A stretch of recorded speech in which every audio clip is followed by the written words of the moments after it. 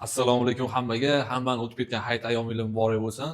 Biz 3 kun hayitda dam olib, Jizzaxlarga borib, Balog'dan kesib shaharda g'ala-g'ovur, hamma yoqda C16 ni tegmasin. Xo'p, men bu mashinani sertifikat bermayapti deb rosa gapirishyapti. Sertifikat video chiqib polni aylanyapti. Sertifikat bermayotgan sababi bir Telegramdan keldi. Bitta mashinaning radiatsiyasi V-kodi bilan jo'natishgan. Bitta mashinaning radiatsiyasi kuchliroq chiqqani uchun sertifikat admin bo'ldi deb aytishyapti. Lekin Telegramdan kelyapti, mana hozir eshitsangiz bo'ladi. Ikkinchi kechasi sahar 2ga kirdi aka, C16 o'tkazyapti aka. Lift o'tirishda kichkina tinchlanadi, nima bo'lmayapti, muammo yo'q. Tinchlanib gapirish yo'q. Bu mana bo'ladigan odamlar bo'lsa, nima aytib boradi, o'chib turganlar borishsin. Hech qanaqa muammo bo'lmadi. C16 o'chib turdi.